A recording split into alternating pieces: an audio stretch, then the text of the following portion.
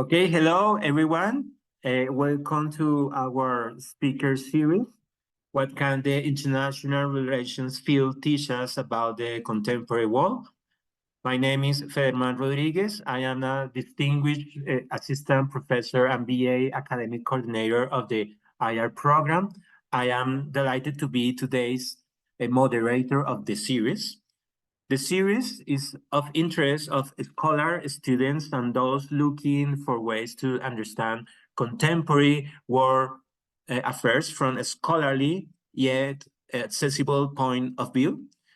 We are joined today by Professor Aaron Ettinger from Carleton University, who will share with us the primary findings of his most recent article, Global International Relations and Worlding Beyond the West, a pedagogical critique. Professor Ettinger confessed to me that this is the very first time that it's done this since the article comes up. In the classroom, his teaching program embraced the global IR agenda to promote greater disciplinary inclusiveness and diversity. Professor Ettinger also specialized in U.S. foreign policy and its implications for the current world order, and his researching has appeared in IR flagship journals. Indeed, I'm happy to mention that he just published in our journal Desafíos his article explaining Canada's unsurprising response to Russia's invasion of Ukraine. Before handing over to Professor Ettinger, let me say hello to our audience, mostly made of our students of our Faculty of International Political and Urban Studies at the Universidad del Rosario. Professor Ettinger, you now have the floor. Thank you.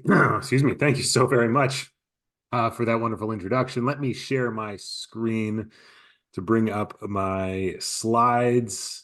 There they are. Marvelous. Thank you again for having me. Yes, indeed, this is the first time that I'm presenting this article in its completed form. As you can see, it came out back in November or December or thereabouts in International Studies Review. It's a project that I had been working on for years, maybe 2 or 3 years before that.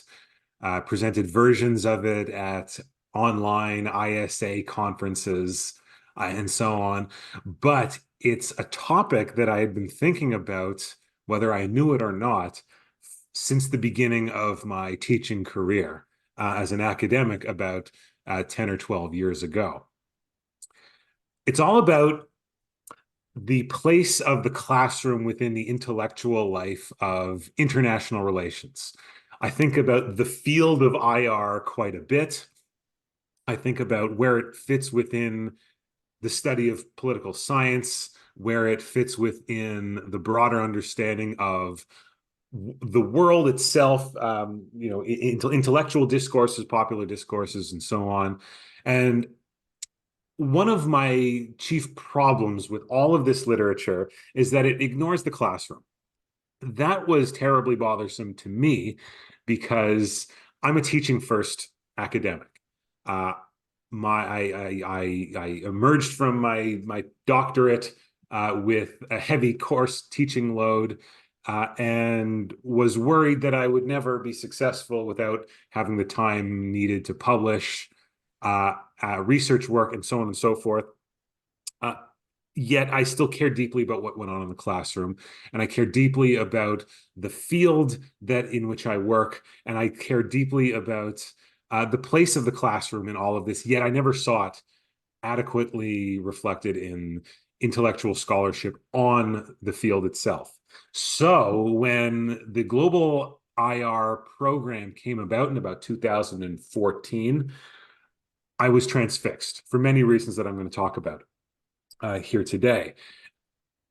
Yet I was continuously annoyed at its relative neglect of the classroom and the classroom implications of doing a pedagogy of the truly international. So I set about thinking about it, and then eventually I set about writing about it, and lo and behold, here is where we are. So this talk here is based on the article version of my thoughts there in ISR. And if you don't want to read the whole full-length version, there is a much shorter 700-word version published in EIR on the pedagogy of a truly international relations. Today's talk over the next 45 or 50 minutes are going to address these 5 main chapters. First, I will lay out to you what the argument is that I'm trying to make here, and then talk about the I, the me, the I in IR, because the personal component of doing pedagogy, as we all know, is inextricably linked to the intellectual components. We cannot separate ourselves or our students as people from the intellectual content that we deliver. I'll move on to talking about so what, right? Pedagogy, diversity, and the discipline, how this all fits within broader conversations about international relations, scholarship, and the field. Then I'll talk about the 2 programs at hand, Global IR and Worlding Beyond the West, before moving on to a conversation about how difficult it will really be to affect a global IR pedagogy.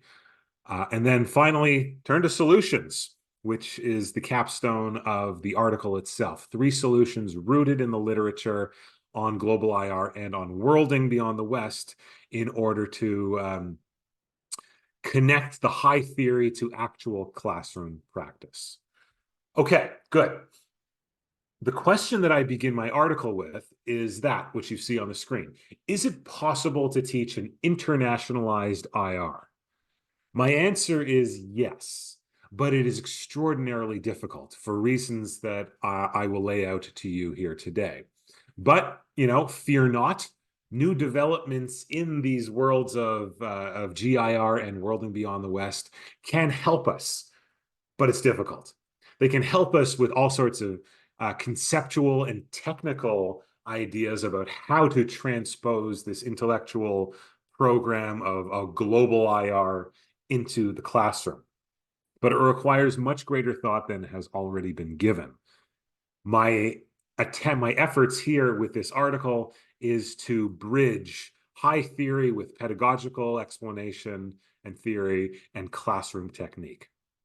The implications of all of this, well, they're manifold, but I think the most pressing ones are about the risks and reward, the pedagogical wagers that we have to make, the bets that we make when we as professors design a curriculum for our students.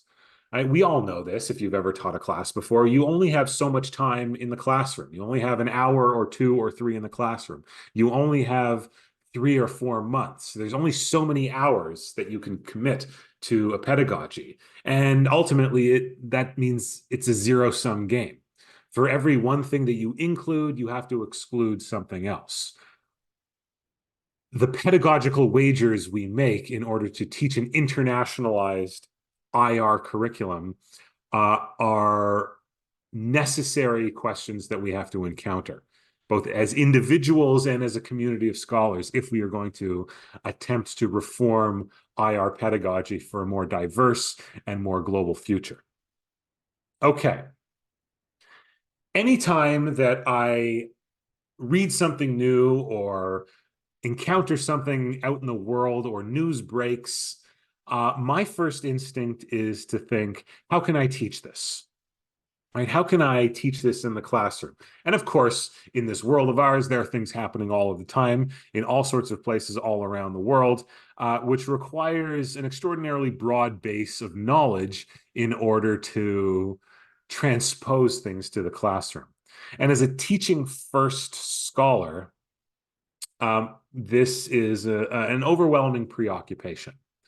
Now, in my own personal history of teaching, I have taught a wide scope of classes, from the kind of standard introductory class to the standard IR theory class, as well as advanced courses on American foreign policy, Canadian foreign policy, NATO, and so on and so forth. But the most profoundly difficult experiences that I've had teaching were when I have attempted to teach beyond my expertise, which is largely on American foreign policy. One of the first classes that I taught was on American foreign policy in the post 9/11 era, which required me to teach all about the strange names, dates, and places and histories of Iraq and Afghanistan that were, even, at the end of my PhD, still quite unfamiliar to me, and definitely unfamiliar to my students in Canada. And so when I came across this quotation, I was floored, because it spoke to exactly the problem that I was encountering. God created war to teach Americans geography.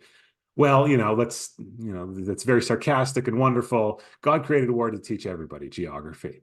Think about, all the place names we're learning in Gaza and Ukraine and elsewhere, only by virtue of the fact that there is a conflict going on in those places right now.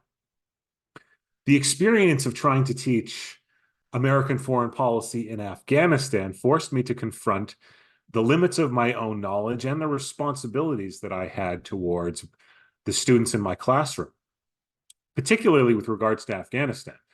At the time that I was teaching, I didn't know this at the time, but there were a good number of students from Afghanistan in my classroom who would come up to me after class and critique my Pashto pronunciation, which, in the moment was very frustrating to me because I had spent most of the week trying to put together an accurate and sensitive portrayal of a complicated country, only to have those hopes and dreams dashed by a student who didn't think that I was pronouncing Mazar-i Sharif properly. But as I thought about it more, I thought, you know what, there's something deeper to this than just a student who is, trying to, get a little dig in at the professor. It is about the responsibility that we have as instructors in teaching international relations properly. And in my context, teaching in Canada to an enormously diverse audience means that I have a greater responsibility than I realized to teaching IR properly to students who come from the very places that I am teaching about. So as my own teaching career developed and as I became more comfortable with the pronunciation of places and with histories of countries and societies with which I was unfamiliar, I became more comfortable with all of this. And my thinking about where all of this sat within the broader conversation about what counts in IR developed and matured. So by 2014, 2015, when I started reading about the global IR program put together by Amitav Acharya and his collaborators, I was fascinated by the possibilities. And on top of being fascinated, I was utterly terrified because I developed as a teacher and as a researcher by focusing on the Western-centric, the US-centric, the things that I am most familiar with. Going beyond the things that I was familiar with meant being more global, less Western-centric, less Eurocentric, setting aside the expertise that I had developed during my dissertation in order to, frankly, do a better job at teaching about the world. It's a high wire act, no doubt. But as I have developed, I have grown more comfortable with it all. But it has not been easy. And in some instances, it's been a professional disadvantage. Making all of this more difficult is that we as academics don't really talk about our teaching in any systematic way. For the most part, academics, certainly in Canada, perhaps maybe in Colombia as well, are trained as researchers and then are thrown into the classroom with any meaningful professional development or training as teachers. And so that training in pedagogy, there seemed to be an insufficiency there. What I'm trying to accomplish with this critique of global IR and worlding beyond the West is what I'm trying to accomplish is a more systematic and professionalized approach to doing IR differently. Whereas most of the literature on these programs have ignored or underplayed the pedagogical side of things, I want to bring it out much into the center and do it in a more professional manner. When I read this book, The Amateur Hour: A History of College Teaching in America, I was intrigued by this quotation, which comes out in the preface, in which Zimmerman argues that college teaching is a highly public act that has remained mostly private. Our scholarship is a professional enterprise resting on peer review and other long-standing collective practices, as we all know. But when it comes to teaching, we're solo operators. We are flying by the seat of our pants. We are amateurs. I'm trying to be a little bit more professional and systematic with this article that I'm presenting here today. Okay, I'm talking about myself so very much, not because I'm an unreconstructed narcissist, but because the I in IR matters. Who we are as teachers, who our students are as people matter enormously, because teaching is not some abstract exercise, right? It is deeply embedded and embodied as a thing, right? It is embedded in a social place, right? Where you teach matters, right? The physical classroom matters. The social and cultural setting matters because they are conditions of learning.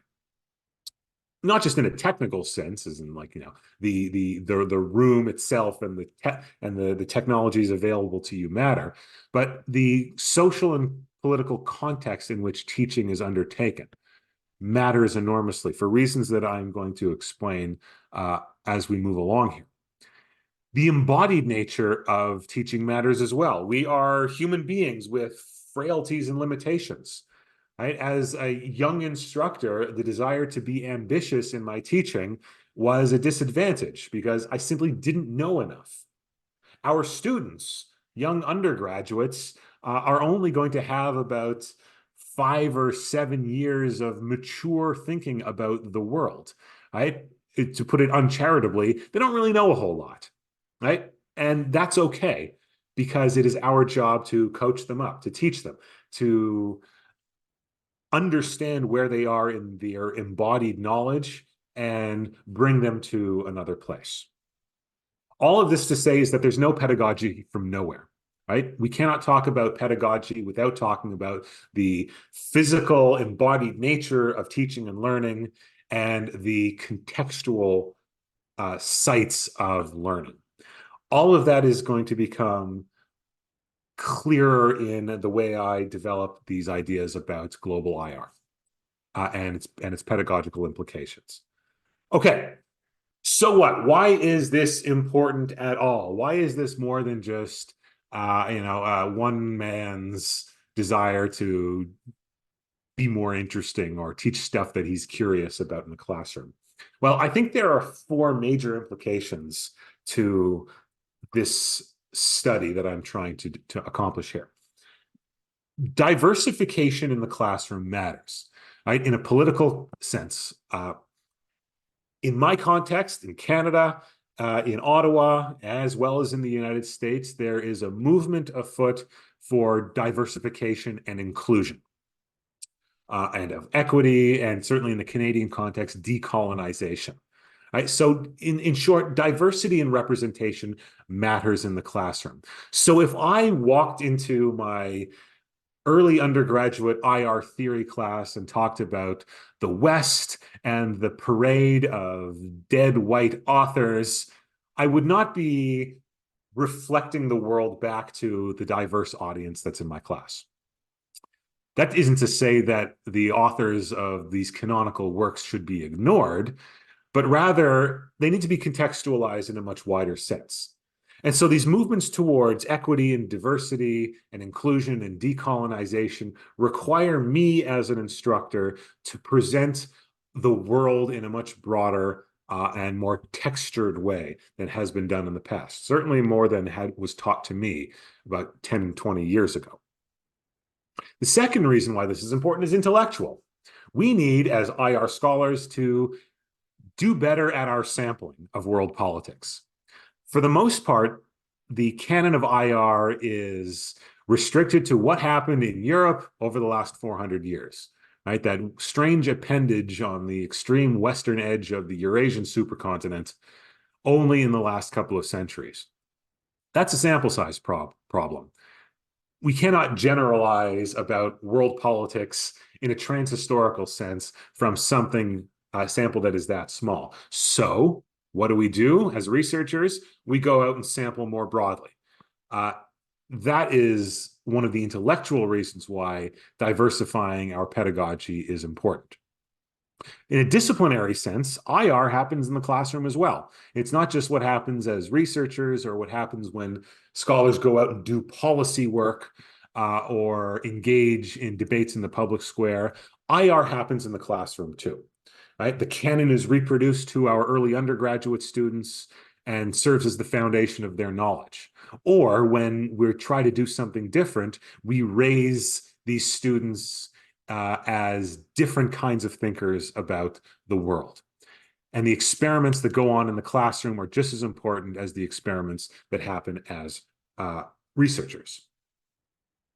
And finally, in an institutional sense, we need, as we say, butts and seats. We need more students in our classroom. Certainly in my context, in the Canadian context, there are enrollment problems. Our university-age population is declining. And so there's greater and greater competition for resources. And to get more resources, you need more students. And at least my theory is that to get more students, you need to present more interesting classes so that more people enroll. So better classes, higher enrollment, perhaps more resources. Or, you know, the more pernicious side of things here, which is that you don't have enough students in your class, the dean is going to cut it. In my university right now, Carleton University, there is a cap. If you do not reach 25 students enrolled in your class at least, then your class is going to be canceled. So in that regard, the very survival of our classes is at stake. So why is this important? All sorts of reasons. Okay, let us move on now to what these programs are all about. I know when I presented this lecture about an hour and a half ago to Fetterman's class, we had a wonderful discussion about global IR and Worlding Beyond the West as intellectual programs that have emerged as an effort to diversify what international relations scholarship is all about. So as I lay out in my article, I summarize these two programs in relatively straightforward terms. Global IR is much more straightforward and kind of systematic, right? Amitav Acharya's article there from 2014 lays out the program in 6 clear steps. The first one is pluralistic universalism, right? The idea that we live in a singular universe, but one where our theories cannot possibly cover all, right? Realism or liberalism or whatever ism you wish to discuss rarely ever explain the entirety of the world that we're dealing with. And so we must recognize and respect the diversity within this universalistic understanding of the world that we live in. What does that do? That leaves space for all kinds of hitherto ignored theories and perspectives on the world. Point number 2, global IR is grounded in world history, not just Greco-Roman history or European history or American history, but world history, the history of regions, the history of inter-regional interactions. I'm currently reading a book, it's on my nightstand, about the Silk Road, a book by Peter Frankopan, and the history of that axis between that runs across Central Asia running between what is now China to what is now North Africa as being the great east-west transmission belt of the, well, what we call the Middle Ages, right? Between the fall of Rome and the rise of, the Westphalian European form. A fascinating study in interregional world history. Point number 3, global IR subsumes rather than supplants existing IR theories and methods. All right, it is not one that says, forget about IR, forget about the West, but rather it is one that contextualizes the West within this much wider intellectual milieu. Point number 4, it integrates the study of regions and regionalisms and area studies into its remit, thereby adding a different level of analysis between states and the international organization level, right? To which, of course, we can add the local and the sub-regional and so on. And so what we end up getting is this multi-dimensional, multi-tiered, expansive world historical perspective on things. Point number 5, we reject exceptionalism within the global IR framework. All right, there is no singular way of doing civilization as the West has thought for many centuries. There are many forms of doing civilization, and rejecting the notion of civilizational exceptionalism is a necessary step in a wider scope of what counts as IR. And finally, agency, right? Multiple forms of agency must be acknowledged and studied beyond just the material powers of the state. And this includes, in Acharya's account, resistances and normative actions and local constructions of global order that all contribute to the enormously detailed and textured understanding of what IR is all about and what it should be. The Worlding Beyond the West program is a little bit less systematic, we'll say. All right, it does not emerge from a singular piece of work or a singular author who can lay things out in 6 easy steps. Worlding Beyond the West has been developed through 30 or 40 books so far right now, most of which are edited volumes, some of which are single author volumes. And so it's a little less systematic, a little bit more frayed at the edges. But in my reading of all of these texts, they all share a couple of things. One is that they're all explicitly post-colonial or decolonial in their orientation.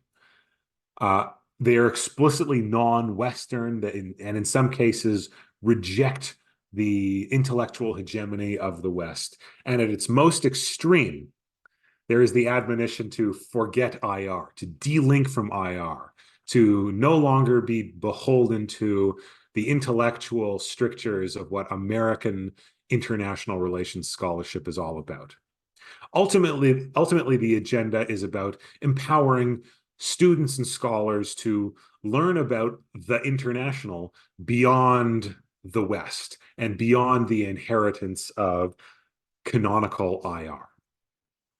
Now, in my article, I lay it out, I explain it in greater detail, and I'm not going to go through all this chart here, but what I will do is direct your attention to the bottom line, right? The pedagogical concerns. Now, in my reading of all of these texts, as I was researching the article, I was constantly struck and constantly annoyed by the fact that their pedagogical concerns were so limited, right? They said, we can do global IR, we can do we can do Worlding Beyond the West. But, for the most part, we're going to be only concerned about the research orientations. Well, to me, that was insufficient. Now, to the credit of many of the authors, they did address some of the concerns about a pedagogy of global IR or of worlding. But for the most part, it was focused on resources, on the inadequacy of textbooks in and across the global South, right? How Western-centric texts about power and how world politics operate just simply did not reflect the actual realities of politics in sub-Saharan Africa or in India. Or as we talked about in the session about an hour ago, Fetterman talked about how localized politics in Colombia look different than the way power is articulated by Max Weber. We can also talk about the situatedness of teaching, how teaching and learning in a nice, cushy, soft, safe place like Ottawa, where I teach, is radically different than other parts of the world where there are real political fears about teaching certain subject matters. All of this is to say that a more textured, more detailed pedagogical understanding of how to diversify IR is necessary, because the classroom is such an important condition of how the discipline reproduces itself. As I thought about all of these works, these theoretical works, I was constantly struck by how the authors consistently underplayed the teaching challenges. As I've already suggested to you, teaching a pedagogy of GIR or of worlding is extraordinarily demanding. It's demanding on the instructor and the student as well, but for different reasons. And so as I read all of these pieces, I continuously wondered, is it possible to teach an internationalized, diversified IR? And the answer is yeah, as I suggested already, but I think all of these authors have underestimated the difficulty. Because teaching is not an abstract thing, right? It is embedded and embodied, as I suggested earlier. There is no pedagogy from nowhere. Teaching a global IR must be attentive to the individuals and the limitations of those individuals who are practicing it, and the social, political, and institutional context in which that teaching is done. Well, so let me go back one step here. The underlying principle here must acknowledge the deep context of embeddedness and of embodiedness in teaching.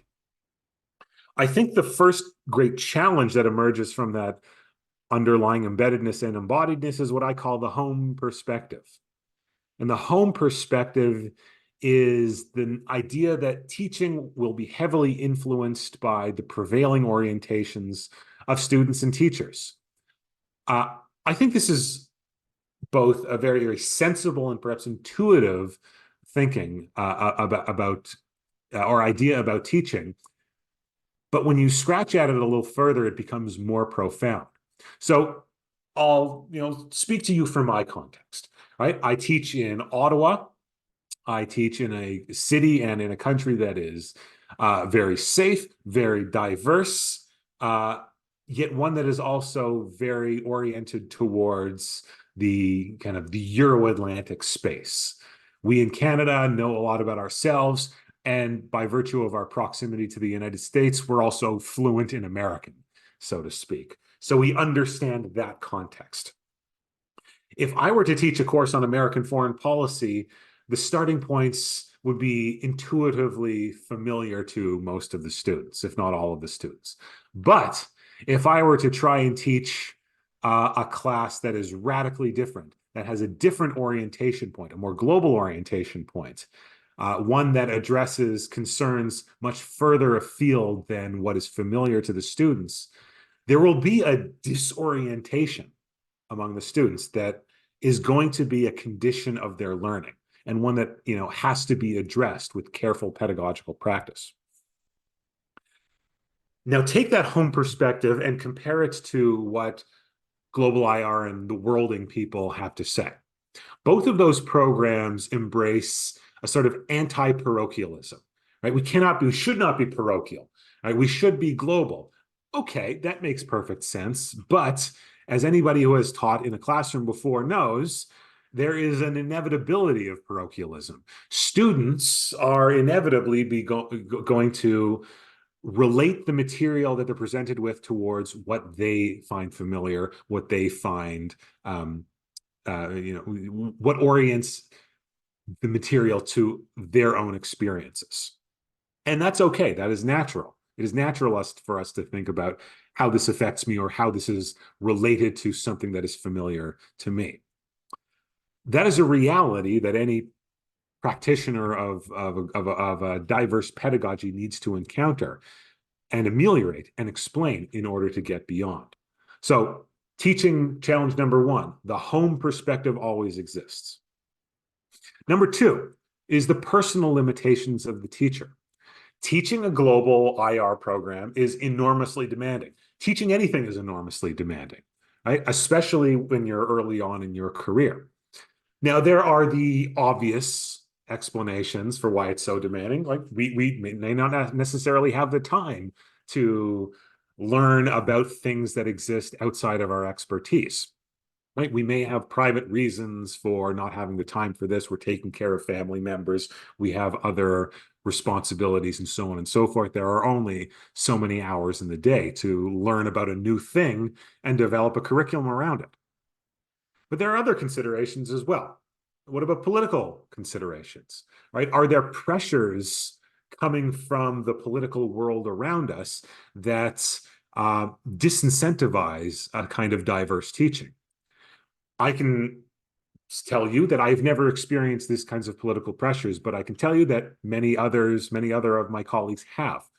I think about my own partner. She teaches feminist international relations, and in a world where there is a right-wing backlash to those kinds of progressive ideas, the idea of violence in the classroom is not outside of the realm of possibility.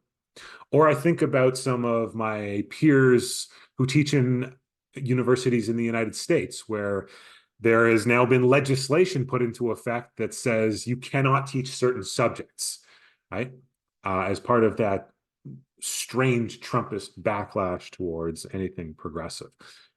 The political pressures are going to be distinctive to any particular context, and there's a wide literature on all of those things. And those limitations matter when we try to teach a diverse version of IR. Then there's the question of the students, the pedagogical question. Will the students respond to any of this? Are they going to buy in? If I take them and toss them into an obscure, unfamiliar intellectual environment, are they going to respond well, or are they going to panic? Are they going to worry about their grades, or are they going to embrace the unknown? It's a risky thing to do because, generally speaking, we don't have an opportunity to run a beta test on our pedagogy. Right? We go into the classroom with our curriculum design and, hope for the best. The third teaching challenge here addresses the tension between being a generalist and being a specialist. Now, for all the faculty in this room here, we all know that specialization is the key to success, right? You do your PhD, you specialize in a certain area, you publish on that area, lest you perish in your career. So, you find professional success by being a specialist. However, teaching globally, teaching a worldly curriculum requires being a generalist, requires you to go broad. And there are incentives in professional academia that work against that kind of generalism, that work against expansive teaching. When I was coming up as a young professor, pre-tenure, contract instructor, bouncing around between universities, I wanted to teach broadly, but all of the professional incentives required me to specialize. And so there was this tension between what I wanted to do and what I had to do in order to be the kind of scholar that I wanted to be and survive in the business. Limitation number 4 is the institutional context. Does the institution support innovative teaching? Right? Are you going to be embraced? Is your department chair going to encourage you to teach this kind of thing, or something else? The incentives and disincentives within any given university context matters as much as the political pressures. And the final teaching challenge here is, I think, the most interesting from a conceptual standpoint. And it's all about the ethics of teaching a global IR. Yes, I am interested in diversifying my curriculum, but at what point does diversification become appropriation? I'm not an expert in many things, and I'm certainly only conversant in some others.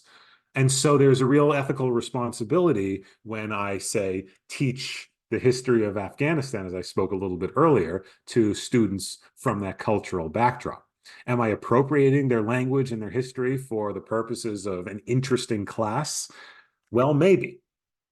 And who am I to speak for the subaltern, right? As Gayatri Spivak would ask, right? Can the subaltern speak? Well, not really in my classroom, because I'm the only one who's been assigned to this class. And if I don't do it, who else will?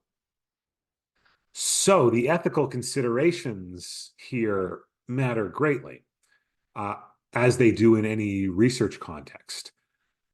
So when in teaching a global IR, the ethical considerations about getting it right matter enormously to me. I know that I'm going to get things wrong when I try new things and teach about new contexts. And so I beg the goodwill from my students when I do, lest I venture into the territory of appropriation. Okay, in our last kind of 10 or 15 minutes here, let me talk about solutions, because it shouldn't just be about critique, it should also be about solutions. My solutions here are threefold, and they're all rooted in the global IR and worlding literature, which I think is important, because I think it's important to have, a theory of your own pedagogy. IR should have a theory of its own pedagogy in order to sort of create and affect an intellectual unity of the discipline. These three solutions that I will lay out to you are rooted in two other additional concepts. The first of those concepts is pedagogical wagers. This is something that I mentioned about 30 minutes ago when I was introducing the conversation here. And pedagogical wagers essentially requires us to ask what matters and how and what matters and what should be excluded. As we all know, as researchers, you have to make analytical wagers, as Patrick Thaddeus Jackson articulates in his book from about 2010. Analytical wagers require you to ask what matters to your research, what counts, what are the intellectual trade-offs, what are the methodological considerations, and then proceed from there. Because as we all know, there isn't any single methodology that is perfect, that will work in all contexts at all times. I think the exact same idea of wagers can and should be transposed into the classroom context. We must ask, what are our pedagogical wagers? What are we including and what are we excluding? What do we have time to deal with in this 3-hour session or in this 12 or 13 or 16-week course? What matters, what counts, what's in and what's out? We're never going to get it completely right. But as long as we are attentive to the pedagogical wagers at hand, we can come up with something that is pedagogically and methodologically justifiable. The second concept is strategic parochialism, a concept of my own invention here. And it begins with accepting and embracing the home perspective that I talked about just a moment ago. Strategic parochialism requires us to accept the embeddedness and embodiedness of the context in which we are in, right? If I am teaching in Ottawa, if I'm teaching in Canada, I'm going to embrace a Canadian-centric, Western-centric view and push outward from there. If you are in Colombia or Brazil or Europe or wherever, it doesn't matter. It is possible to embrace the default home perspective of the students that you're dealing with as the starting point, and then sallying forth from there. Here, I'm quite moved by a quotation from the Canadian literary theorist Northrop Frye. He talks about the center of reality as being wherever one happens to be, and its circumference is whatever one's imagination can make sense of. Right? Embrace where you are, embrace the parochial, and consciously, self-consciously move outward from there in order to ensure that your students are oriented to a particular point, but not afraid to go beyond that. Okay, With those two concepts in mind, let me talk about three approaches to a diversified form of global IR and worlding theory that I think can link the high theory to actual pedagogical techniques in the classroom. The first one is contrapuntal reading. Contrapuntal reading is an idea adapted from music theory. Edward Said wrote about it, and as the polymath that he was, and Pinar Bilgin writes about it as well as an ethos and a metaphor for and a method for global IR research. In contrapuntalism, in music theory, is when there are two musical lines that play alongside one another, and in doing so, illuminates one another in fascinating and in beautiful ways. Transpose that into social science, political science, IR research. This is all about reading texts against one another, reading histories against one another, right? Reading multiple histories and ideas and lines of thought together at once, not in order to see which one is the best or the most persuasive or which idea wins, but weaving them together in order to understand how they illuminate one another. And in some contexts where they actually overlap historically, understanding how the two influence one another. One of the most interesting questions that has emerged out of this contrapuntal notion, I think, was asked by Barry Buzan, who asked, what would IR look like if it was invented outside of the West, right? What would it look like if we were not beholden to the Euro-Atlantic canon of scholars? And it's a fascinating idea because as we are discovering now in newly published works, there are traditions of international thought from all around the world that have been around for thousands of years, just they have not made their way into the IR curriculum. Right? Think about Chinese forms of international thought rooted in Tianxia, or the sort of proto-realism from classical India, or the relationalism of Ubuntu international thought in sub-Saharan Africa, or, and I'll give you an example from my own neck of the woods, Anishinaabe diplomacy, indigenous diplomacy in this part of the world. There I am in Ottawa. There I was born in Toronto. And the bottom, I just got back from Philadelphia last night. This part of the world in pre-contact era was dominated by the Anishinaabe peoples. And in Anishinaabe international thought or diplomatic thought, there is a concept called Gdo Naganana, which is literally translates to, in English, a dish with one spoon, which is one of the great metaphors of Anishinaabe diplomacy. And it's a stand-in for a strategy of coexistence, right? We have one dish that we all share. There's one spoon we all get to use. And we, to borrow a line, take what we can, use what we need. That strategy of coexistence allowed a dispersed nation of peoples to share in the natural resources of the Great Lakes region and the St. Lawrence lowlands with other indigenous peoples and nations in what is now upstate New York, Pennsylvania, Ohio, and so on and so forth. That idea of Gdo Naganana interacted with European settler colonists in the 1500s and 1600s as well. These notions of coexistence with these people who are coming in from across the seas.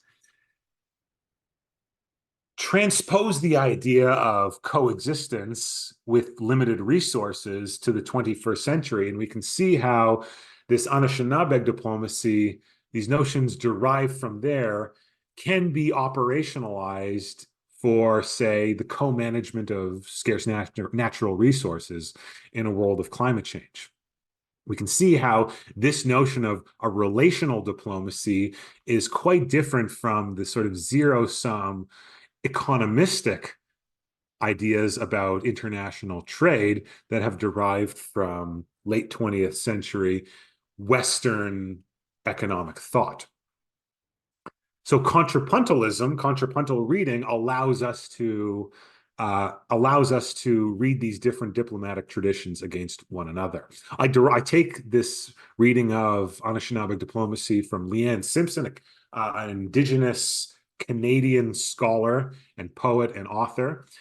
And I also take it from this tremendous book, Indigenous Continent, The Epic Contest for North America, which I read over the summer, which is absolutely stunning. It's a history of Indigenous nations and their interactions with one another and European settler colonists.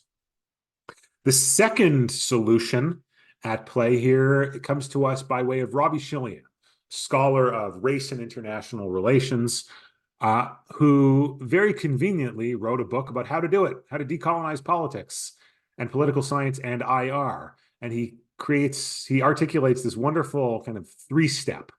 First is to recontextualize, second to reconceptualize, and third to reimagine. Now, reimagining is the hardest part, so I'm going to set that aside right now and focus on the recontextualization and reconceptualization.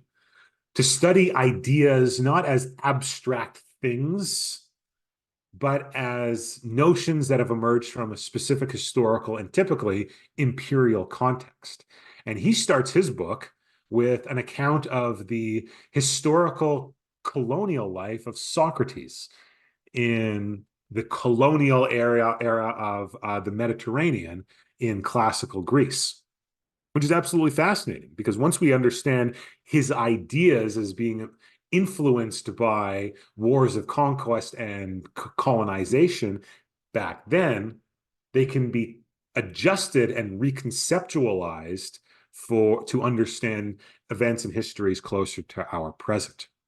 How did these colonial contexts influence ideas? Well, we can ask the same thing of the authors that make up the canon of international relations as well.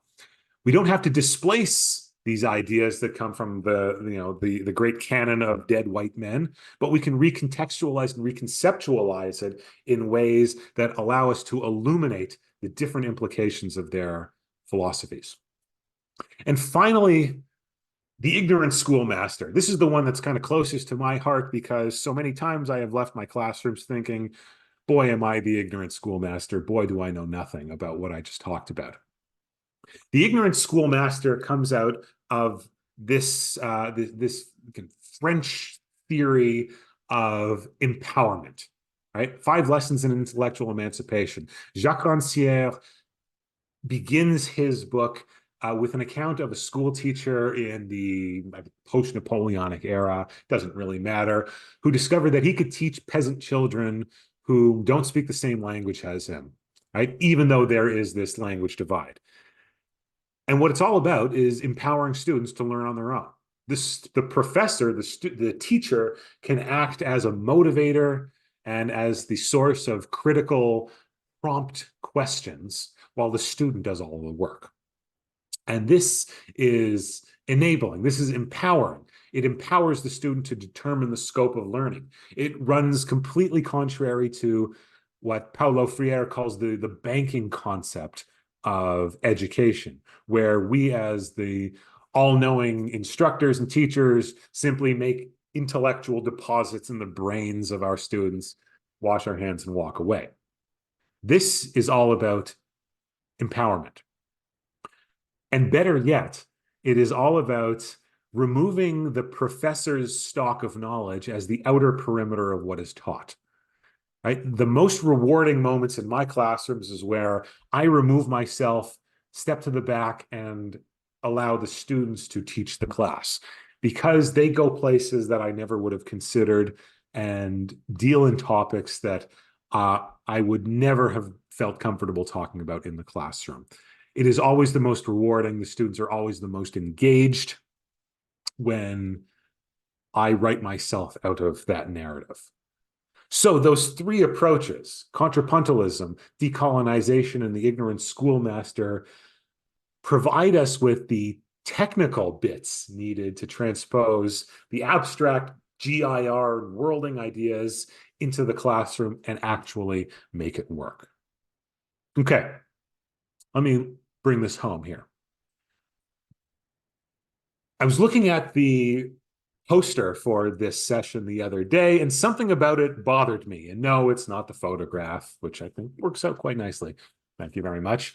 But it was the title of the speaker series, right? What can the IR field teach us about the contemporary world? And my answer is that the IR field can't teach us anything. It's people that teach us things, right? The field itself doesn't teach, right? Teachers teach, students teach in this practice of ours of trying to learn more about things. We have to embrace the embodiedness and the embeddedness of it all. And we can only do it right if we have the correct tools. And I think what I have laid out here today and in my articles are a good starting point to professionalizing and being more adept at being more international in the classroom. I think the programs of GIR and Worlding are promising, but we need more. We need greater tools to help us operationalize these works and transpose them into the classroom. Now, I'll finish off with a line from Amitav Acharya, who has been so influential to me in my pursuit here, which is a line of encouragement, right? Doing this is going to be hard. Teaching a global IR or worlding pedagogy is going to be very, very difficult. And he says, and I quote, "Be optimistic. Change can be painful, but also exciting." Thank you very much. And I will leave it off there and look forward to your questions. Okay, thank you so much, Professor Ettinger, especially for framing your article into a broader context, and especially for providing us new examples. For instance, I find this example about Anashibi diplomacy quite interesting. And my first reaction before handing over to the students is we have to change the title of this speaker series. Probably a more appropriate title for this series it could be what can the IR teachers and students teach us about the contemporary world, especially if we want to distinguish between the published discipline and the tough discipline, a really important distinction that you make in your article. I was gathering opinions and views from my students regarding your proposal, your theoretical proposal, and I found at least two approaches. First, I would say most of them consider global international relations as an extremely viable project and consider, in contrast, worlding beyond the West somewhat problematic.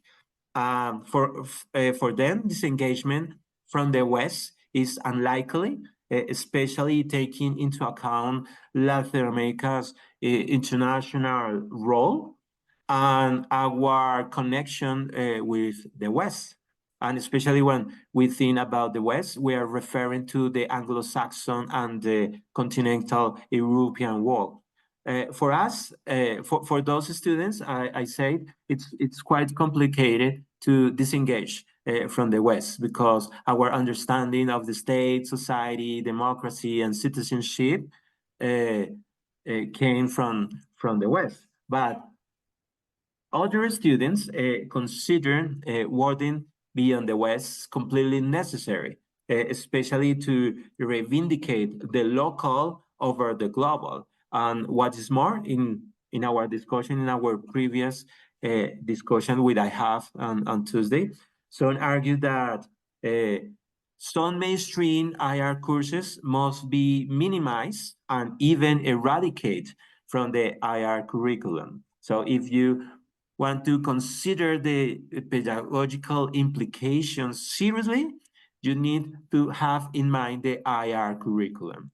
So for me, this is quite important because I am a BA a coordinator of the IR program, and I would like to know what the students' reactions are about our curriculum. So I would like to know, you addressed this topic right before, but I would like to ask the same question. What is your opinion about the effect of global international relations and working beyond the West on our curriculum? Because we are thinking about pedagogical implications, but the way we frame pedagogy depends on why we frame the IR curriculum. If there's a team global IR and a team worlding, I find myself on team global IR. I'm team Acharya over here. And that's not because I reject worlding beyond the West and its kind of extreme forms of disengagement, but it's because I am much more persuaded by the idea of remaining linked to the West. Now, okay, I'm fully global North in my setting, fully Western in my education, Western to the core.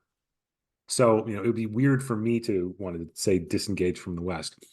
But what I think the most persuasive thing about the Global IR program is the resituating of Western thinking within the global context, right? Comparing Machiavelli to Kautilya in classical India, right? Reading Ubuntu relationalism against Anishinaabe indigenous diplomacy. Right? It would be tragic to get rid of an intellectual tradition as rich as that of the West. And so engaging with it, I think it remains very valuable. Just because you engage with it doesn't, of course, mean that you have to agree with it. But what it can do is help illuminate, what the Western canon can bring to the table and what its limitations are, and vice versa. And so in that sense, I would never suggest to eradicate, as you said, Fetterman, to eradicate some items from the IR curriculum, but rather recontextualize. Now, that's a bit of wishful thinking because there are only so many hours in a class, and some things have to get eliminated in order to include something else. But those are the wagers at hand. We talked a little bit earlier about more localized theorizing. I think this is where the worlding paradigm has it right. For the most part, at least from my perspective, in my education, there's three people in Latin American intellectual thought that make their way into the textbooks that I read, right? Simón Bolívar, Raúl Prebisch, André Gunder Frank, all of whom are, yes, Latin American, decisively Latin American intellects and practitioners, but they are oriented towards disengagement from the West, right? They're inevitably oriented towards the West. More localized, indigenous forms of knowledge creation are also valuable as well. Yet they don't get the same kind of attention within the kind of intellectual milieu that I've been talking about. And in that regard, the ideas that come out of the worlding program are very, very persuasive, and I think should be followed to their logical conclusion in the interest of knowledge building. Thank you so much, Professor Ettinger.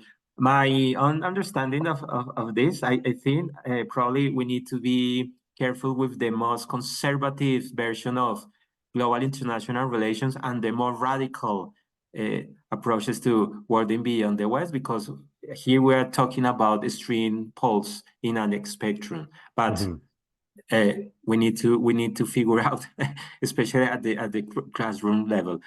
Okay. So I hand over to the students to make comments, questions. Martin, go ahead. Thank you, Professor. So you mentioned at the beginning of the lecture that once you finished your PhD, you weren't really familiar with some places in Afghanistan. So my question is, do you think it would be enough by studying global international relations or worlding beyond the West to become familiar with places that are so far away from our context and the way in which we see the world? It'll never be enough, right? How, you can really only know your own context intimately. Everywhere else, you're going to be merely a traveler. In my experience, I had emerged from my doctoral studies with, an understanding of the political science of what's going on, but really no meaningful anthropological, sociological understanding of the places in which these political events took place. Theory is not going to be enough. Theory will never be enough, which is very frustrating because theory attempts to generalize about the world. But what we really need to properly understand any given place is deep contextual understanding, and that is exhausting, right? It is extraordinarily demanding on the intellect, on your time, and you're never going to know it all. And you're never going to even know enough about enough places that you can feel reasonably, conversant in a particular conversation. I have enormous blind spots in my knowledge about the world. I know I've learned over the decade or so that I've been teaching at the professor level about the Middle East and Central Asia because it is rooted in the kind of American foreign policy that I've been following. But it takes a lifetime of learning in order to become even somewhat comfortable with places that are entirely unfamiliar.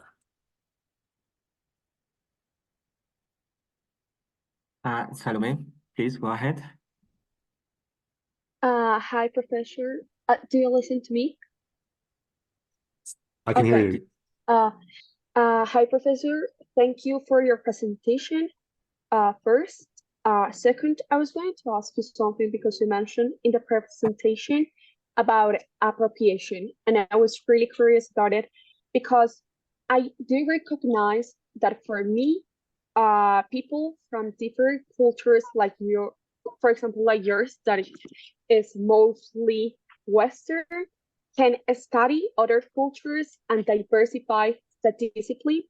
However, I had a question, and it's what steps or what key things do you recommend to like set the point when you diversify until you pass to appropriation, like separate I don't know if I made myself clear, but yes, like how do we differentiate when we study other cultures, that step from diversification to appropriation? Yeah, great question.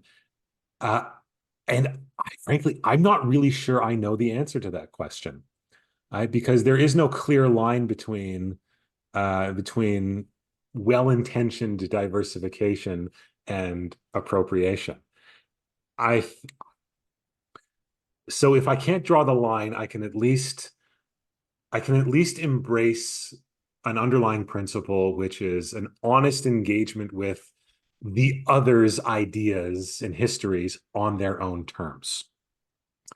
So if I'm trying to read about Anishinaabe diplomacy in the in the Great Lakes St. Lawrence lowland region where I am from,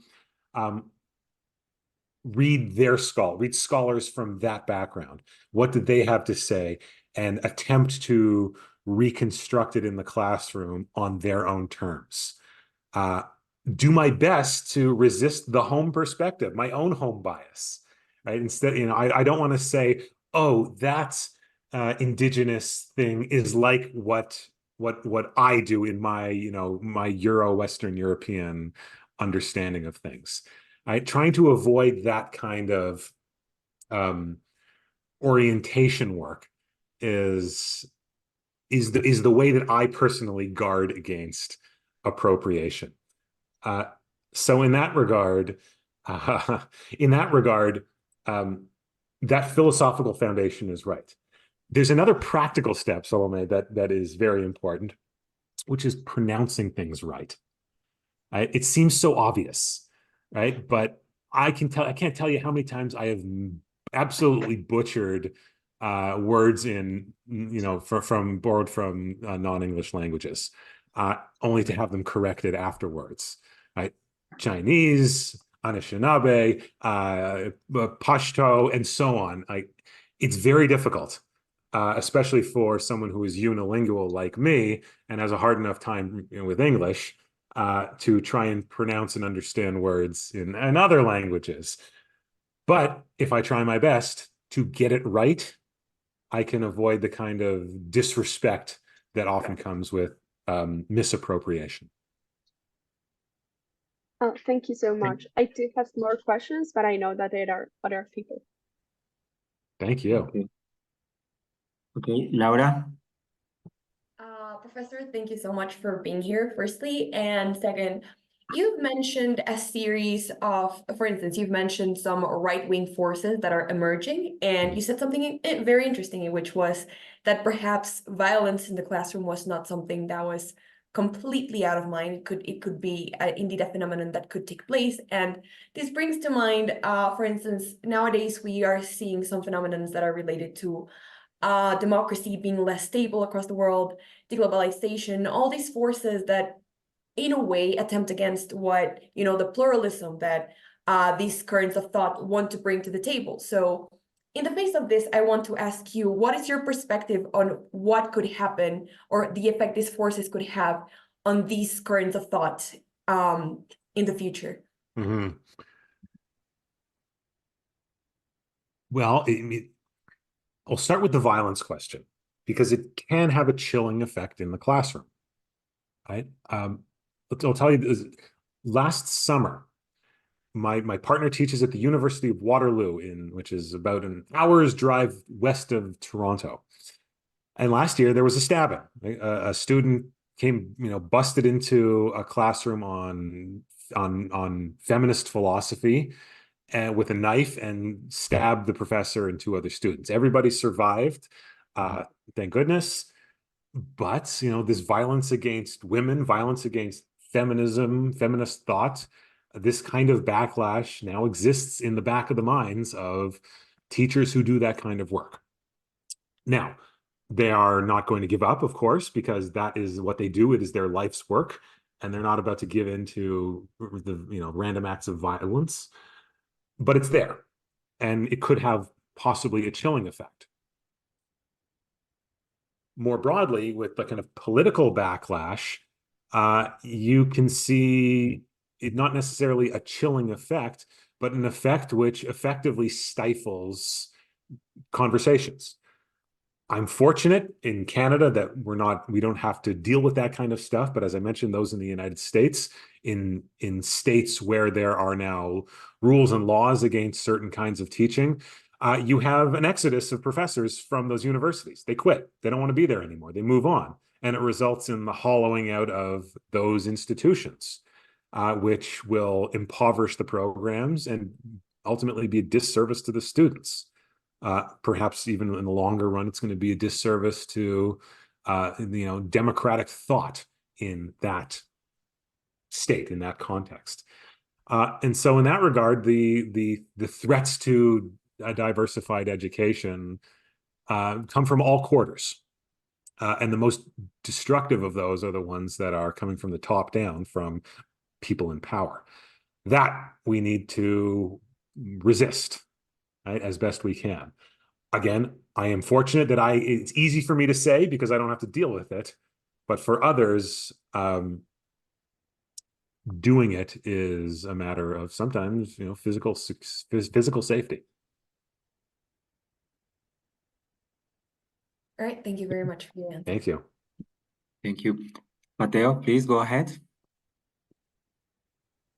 Okay, so hello. Thank you so much for being here, teacher. My question was regarding the samples you gave, because while I was reading your textbook, I was waiting for you to give those examples, because I believe that it is possible to globalize international relations, but I still think that is really difficult. And one of that difficulties is gathering all those examples. Mhm. So my question was that you will see like another challenge to teach a globalized international relations program to gather all those examples around the world. Well, I mean, it's That will be. Thank you. like I mean, I'm speaking to you from the perspective of just one man trying to do a good job in his classes, and at best, I'll teach 4 classes a year, 5 classes a year, maybe, some of which are, excuse me, some of which are Western centric. Like I teach a class on NATO, so let's put that one out. Let's get that one out of the equation. What is more interesting, I think, from this kind of global gathering of ideas is about a broader curriculum design, which Fetterman is deeply involved with. Is it possible to create an entire program in global IR that brings together specialists in different kinds of global IR into something that you can take a degree program in? It's possible, but if it's hard for one person to do it, it's going to be just as hard for a group of people to do it because we're all subject to the same kinds of restrictive pressures.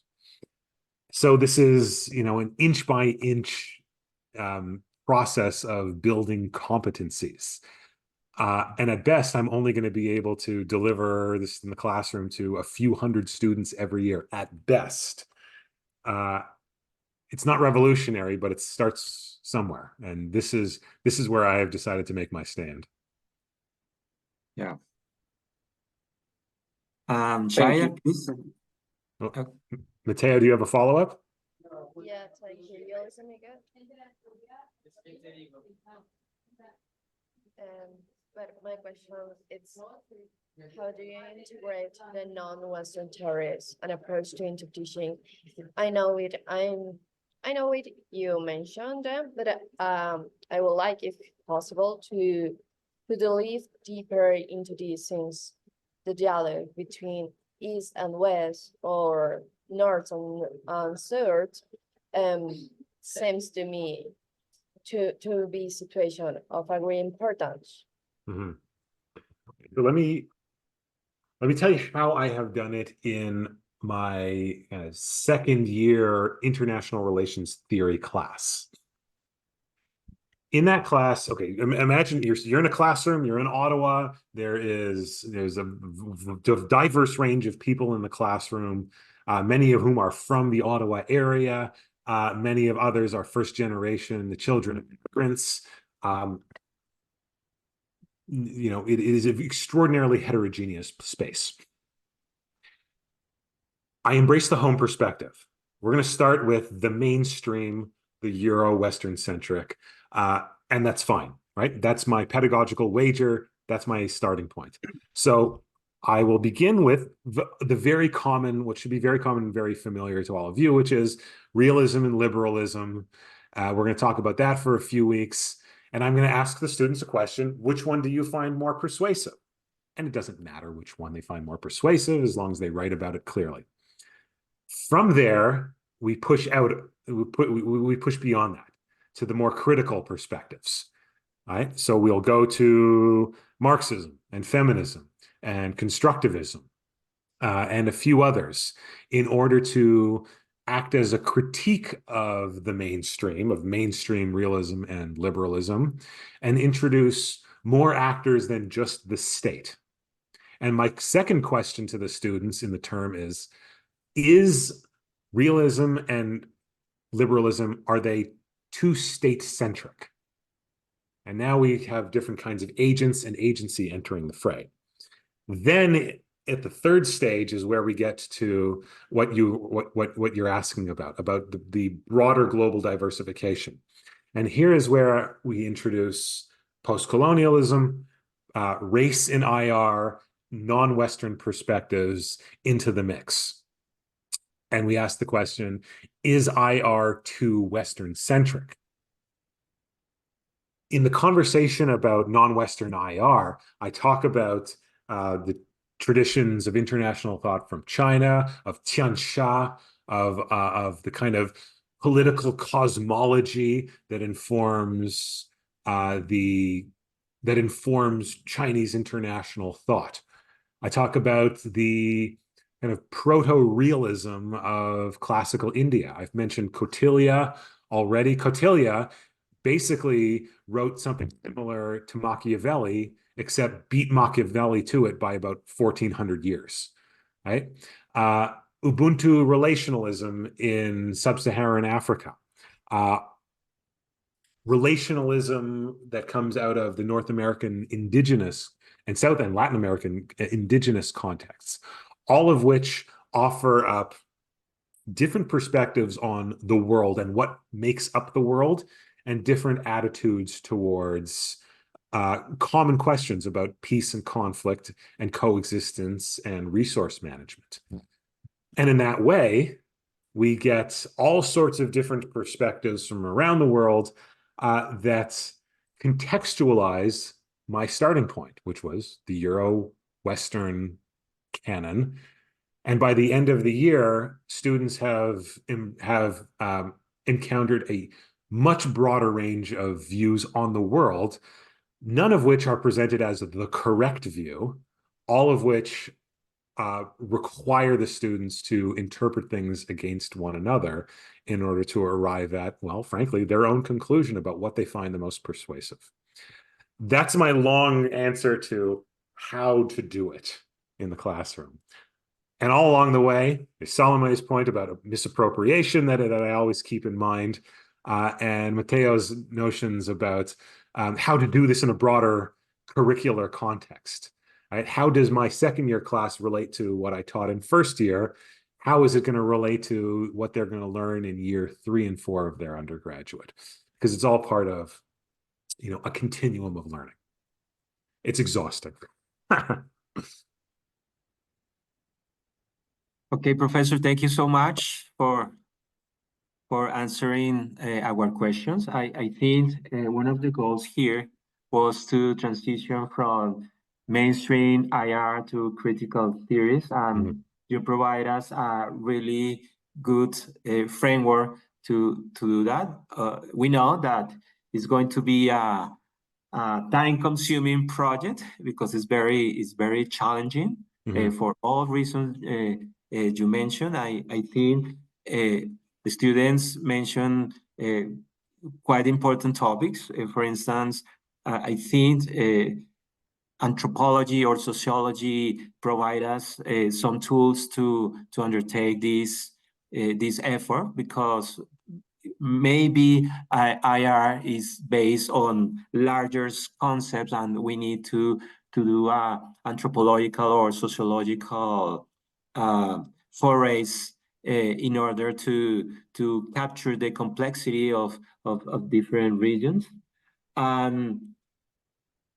The question that you made in your class, I consider completely necessary in order to undertake this enterprise. For instance, what kind of IR approach you consider more persuasive, or what was the beginning of world politics? I think it's a very important question, because here we are addressing homegrown theorizing. Homegrown theorizing is possible when we make this kind of questions. So, Professor, thank you so much, and thank you all for attending to this lecture. And please wait for the next one. We are going to bring another IR influential scholar, and it's going to be a good conversation in the months to come. Thank you so much. Thank you very much, everybody. Thank you so much. Thank you so much to you. Thank you. Thank you. Thank you so much. Thank you. Have a good one.